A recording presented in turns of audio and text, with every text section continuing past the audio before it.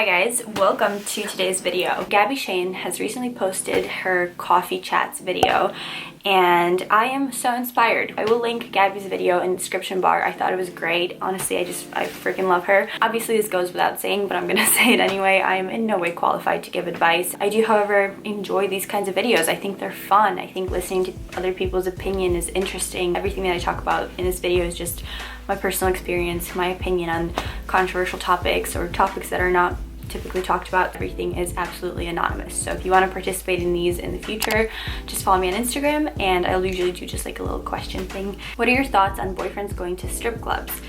Doing it without telling you. I'm gonna answer the first part of that question. I've never been to a strip club, but I'm very curious to go. So I would actually love to go with my boyfriend. I think that'd be kind of fun. The second part of this question is doing it without telling you. That is something that should be talked about because everyone has their own boundaries, and I think honesty is the most important thing in a relationship, and that is okay if it's something that makes you uncomfortable. I think that them not telling you about it is a little sketch. I think as you get older, there's like bachelor parties and all of that. Most likely a possibility that could happen, and again, I just think honesty is key in everything. I'm happy in my current relationship, but I still think about an ex and I feel bad about how things ended. Honestly, I think that's totally okay, and I believe that actually says a lot about your character. If things ended badly and you feel like you want to reach out and just kind of put that to rest, apologize, talk about what happened, again, closure, that's important. I think that you get growth from closure, and a lot of the times you can just give yourself that closure, but if you have the chance to, then once again, this goes back to honesty in a relationship. Talk to your boyfriend about it. Be upfront with him. Say that you maybe want to have a conversation with your ex and that it's to kind of put things to rest. You might need to give your boyfriend some extra reassurance that this is just purely to bury the hatchet, but I think that if they are a reasonable person, then they should totally understand that. Anxiety and relationships. My anxiety and depression are making me insecure and my boyfriend doesn't get it. I want to start off by saying that I totally understand struggle with anxiety. I go to therapy for it. I take medication for it. I understand how difficult it is to live with a mind that is constantly racing. What I've learned in therapy, and this helped me tremendously, is that your anxiety, even though a lot of the times it's false. A lot of the times it's telling you that something's wrong, picking up on something, and it's actually not true. But what it's actually trying to do is protect you. So for example, if you are feeling jealous or insecure in a relationship, maybe it's because in the past you've been wronged and your anxiety is trying to protect you because you don't want to go through that again. I think that that's something that's really important to, again, just talk about in your relationship, explain what it feels like. I tell Nick all the time, I try to verbalize it, what it actually feels like to have your thoughts just overpower your mind. Maybe what you need to do is just be more vocal about it and try to explain where it's coming from, because again, a lot of the times it's rooted in something. For me personally, I have abandonment issues, so I always just kind of feel like people are gonna leave, and that's because of my past, because of the way that I grew up when my parents moved to the US and I had to stay back in Ukraine. All those things are building in you, and a lot of your anxiety is actually just your inner child. Therapy has helped me a ton, and I think it's actually helped my relationship a ton too, because I can fully explain to Nick, who doesn't suffer from anxiety and depression, what it feels like, where it's coming from, and that just makes it a lot easier to understand. Thoughts on a partner posting explicit images on OnlyFans? Personally, I don't know if I would like that. I can see the other side of it. I can see people being totally cool with it. I think it also depends on the actual images. If you're posting like nudes, again, for me, like that would be a problem. It's boundaries.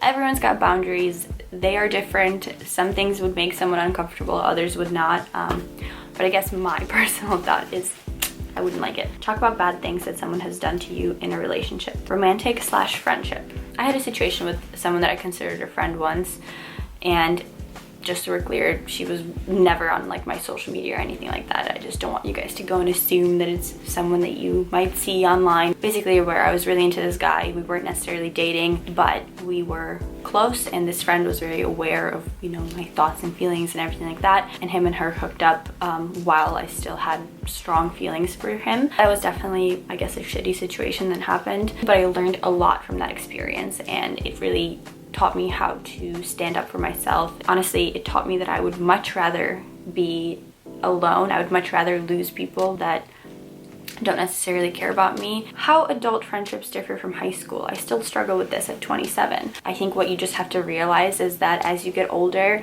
and as your friends get older, you just kind of have to put a little bit more effort in, and also at the same time understand that you're not going to be hanging out all the time. You might not hear from people for a while, but as long as you're staying in touch, as long as you are checking up on your friends and the people that you care about, and that's reciprocated, then you should definitely keep those people in your life. One of my best friends moved to Pennsylvania, and we pretty much schedule like FaceTimes and we make sure to stick to that. If not, if we miss that, we voice note each other all the time. Feeling anxious about guys / perfectionism with looks. I think that's so human. Our society and social media and just everything as a whole really just makes it hard to be yourself and to feel confident in a world where people are striving for perfection. People are showing perfection and only perfection on social media. And what I'm about to say, I think I need to hear this as well, but truly, I think women put so much more pressure on themselves. A lot of the things that we worry about, they don't even really notice. You just have to like own who you are. I believe most guys will tell you this, that there is nothing more sexy than confidence. No matter what body type you have, no matter what you look like, you are beautiful. And then there are gonna be people that are going to find you so damn attractive as long as you can see that in yourself. I get it, it's a lot easier said than done. I have days where I really get down on myself, but you gotta pick yourself back up. And it could start with something small. For example, I feel really good about myself if I have like a cool outfit on. It doesn't have to be a sexy outfit, but just something that's cool, something that makes me feel good. When you feel good, other people will be attracted to you because you just, I hate to be cliche, but you just kind of like glow. Ooh, I really like this next question.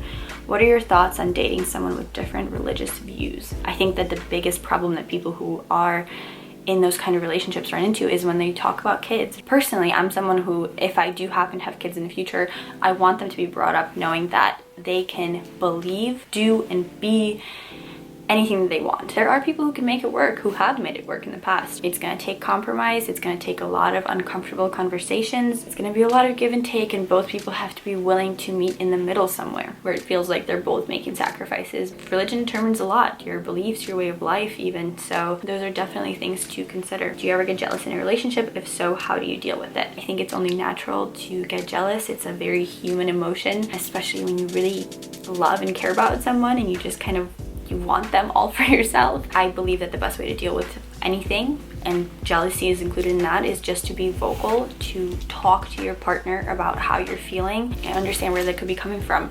If you're feeling jealous because you feel like your boundaries were crossed, if you're feeling jealous because you feel like they are doing something wrong, something that's bothering you, you gotta talk about that stuff. I want you guys to know that even if you are feeling jealous in a situation that might not seem like you are allowed to be jealous in, your past experience could play into that. Tell your partner like, hey, this makes me uncomfortable because in the past someone has done this and the outcome was painful. Your boyfriend or girlfriend is aware of that, then I think that you'll personally feel a lot better. Like, you'll feel like a weight has been lifted. It's not going to start a fight or be malicious. It's just going to be two people having a mature conversation about pain and what they can do to ease that for you. Things that you shouldn't do when you're feeling jealous is like sort of attack the other person. If two people are on the defensive, then it's going to be you versus him, whereas you want to be a team. You want to solve the problem together. That's my opinion on jealousy. Yes, I get jealous, but I also just try to remind myself that a lot of that comes from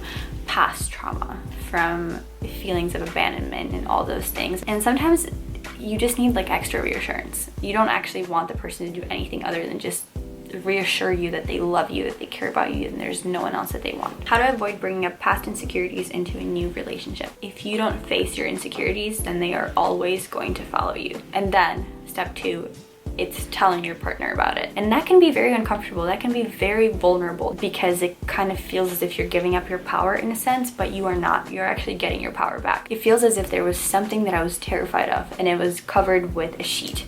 And now I've taken that sheet off. I'm looking at it and it's really not that scary. It's not as bad as I thought. And relearning how to look at situations with a fresh new perspective and not through a lens of your insecurity or your anxiety. I'm gonna go ahead and end this video here. This was so fun. If you guys want to participate in the future ones, then go ahead and follow me on Instagram. I'll be right here for you. And yeah, thank you so much for watching. Thumbs up if you enjoyed it, and I'll see you all in the next one.